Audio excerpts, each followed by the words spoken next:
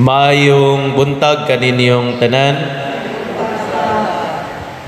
Ako una ang nipuli sa akong padrikura si Father Siano tungod kay nitambong man siya sa karon ni biyahe siya kagahapon o karon nitambong siya sa consecration sa Kapilinya di Fatima. Unya karon sa ngalauna aduna usab siya misa didto. Katong gustong wadto basig makaapas pa mo sa iyang pagsaulog sa Santos nga misa. Mga igsuon, unsa man kaha ang nagpaluyo nga kamatuoran sa diha nga miingon ang atong Ginoong Hesukristo, ako ang kahayag sa kalibutan. Ngano di ay ang kalibutan anaa ba di ay sa kangit-ngit? Kung ang kalibutan nagkinahanglan og kahayag, unsa may hinungdan nga ang kalibutan nahimong ngit-ngit. Diha sa atong krido mga igsoon, labi na sa taas nga krido sa Nicene Creed, atong ilitok, nagatuo kami sa usa ka Ginoo, si Hesukristo, ang bugtong anak sa Dios, gianak samahan sa wala pay katuigan, Dios gikan sa Dios. Mao ni ang ato nga i-profess kon kinsa ang atong Ginoong Hesukristo. Nga diin ang mga Pariseo wala makaila kung kinsa siya ug asa siya padulong. Niingon ta dinhi, nagtuo kita ni Hesukristo nga Dios gikan sa Dios, kahayag gikan sa kahayag. Kahinomdom mo ana mga igsoon, kining mao nga profession of faith. Apan ang mga Hudeo, ang labi na gayud ang mga Pariseo, wala sila motuo sa atong Ginoong Hesukristo. Ningon sila nga nagsaksi balang ikaw sa imong kaugalingon, ug kana dili na siya madawat. Og ningon ta dinhi mga igsoon, matuod nga Dios gikan sa Dios nga matuod. Mao kana ang atong Ginoong Hesukristo. Dios gikan sa Dios, kahayag gikan sa kahayag. Ang atong Ginoong Hesukristo matuod nga Dios gikan sa Dios nga matuod. Mao nga niingon siya, kung nakaila kamo sa akong amahan, nakaila unta kamo kung kinsa ako. Apan tungod kay wala man kamo makaila sa amahan, wala kamo makaila kanako. Apan kung nakaila kamo kanako, nakaila usab kamo sa amahan. Kay nasayod ta mga igsuon, ang atong Ginoong Hesukristo ug ang amahan usara. Ako ang kahayag sa kalibutan. Nan mga igsoon, mubalik ta. Unsa man di ay nakapangit-ngit sa kalibutan. Unsa may anaa sa tao nga nagkinahanglan man kita sa danag sa kahayag sa atong Ginoong Hesukristo. Nga niining ebanghelyo nagpadayag kung kinsa siya ug unsa ang iyang misyon. Ang atong Ginoong Hesukristo mao ang Dios ug atong manluluwas, ang maghatag sa kahayag o sa kaluwasan sa tanan nga anaa sa kangit-ngit. Kita anaa sa kangit-ngit mga igsoon tungod sa atong mga sala. O tungod niini nagkinahanglan kita sa kahayag o sa kaluwasan nga gikan sa matuod nga Dios, nga gikan sa Dios nga matuod, nga gikan sa kahayag nga ikahatag kanato sa atong Ginoong Hesukristo. Sa ato pa diay mga igsoon, bisag hayag ang kalibutan, nahimo kining mangit-ngit tungod sa ato nga mga daotan nga binuhatan. Dili ba?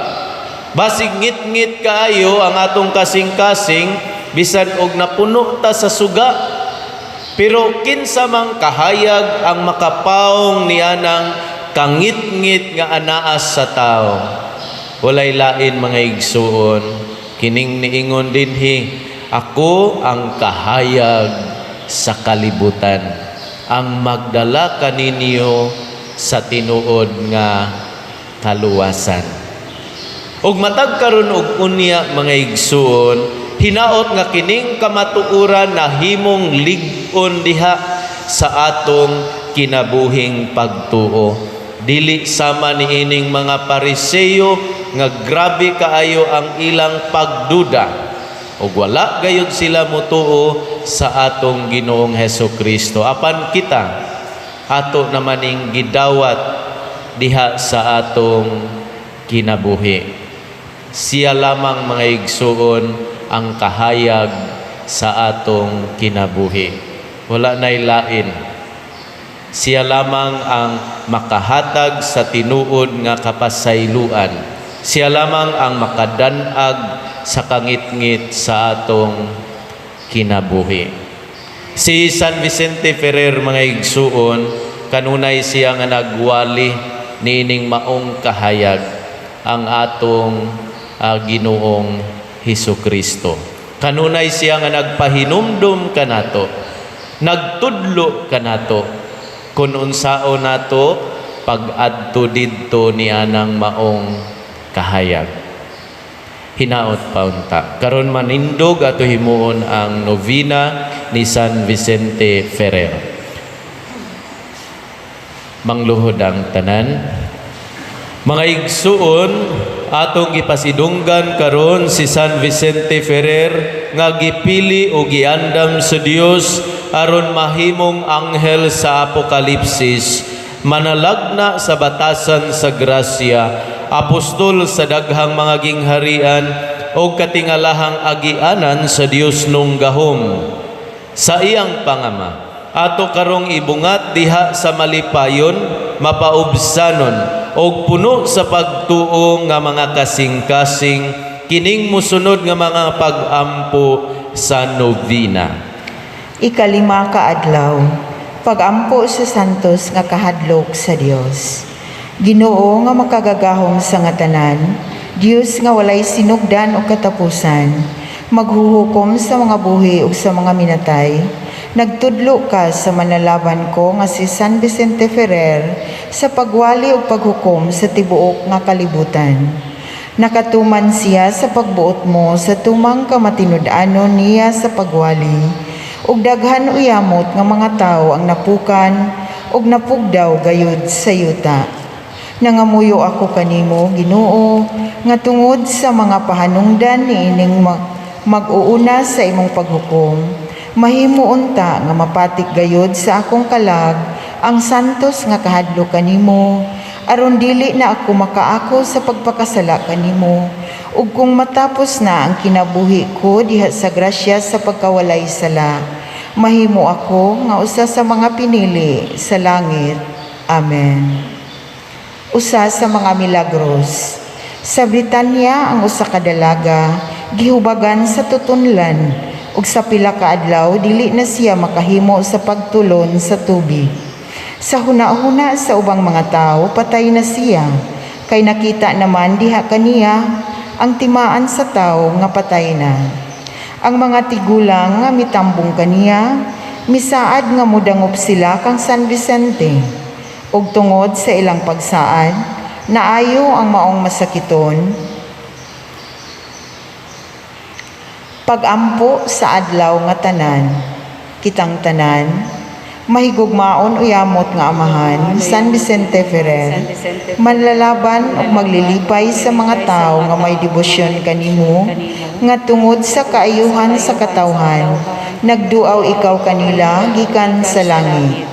Ikuha mo ako sa mga gipangayo ko kanimo niining novena, Nagaampo ako kanimo, santos ko, alang sa pag-uswag sa santos namo nga pagtuo, alang sa panagdait sa mga haring Kristiyanos, alang sa pagkalaglag sa mga bisyo, pagtubo sa mga bertudes, alang sa mga kinahanglan ni ining among lungsod, ug alang sa mga kalag nga makaluluoy sa purgatorio, ug alang kanako santos ko, mauray pangayoon ko kanimo ang angayunta kanako, alang sa labing dakong dungog ug himaya sa Dios ug kanimo. Amen. Sa hilo, mga muyo kita kang San Vicente Ferrer sa mga kaluoy nga atong gitinguha ni ining novena. Manindog. Sa matag pag-ampo ang inyong itubag, Ginoo, kaloy kami. Ginoo, kaloy kami. Nga ang simbahan makabaton og kusog sa pagpadayon sa pagsangyaw sa kapasayloan ug gugma sa Dios, magampo kita sa Ginoo. Ginoo, kaloy kami. Nga ang mga nangulo sa atong nasod mamahimong ligdong ug makiangayon diha sa ilang pag-alagad, magampo kita sa Ginoo. Ginoo, kaloy kami. Nga mamahimong malampuson ug malinaon ang umaabot nga piniliay, magampo kita sa Ginoo. Ginoo, kaloy kami.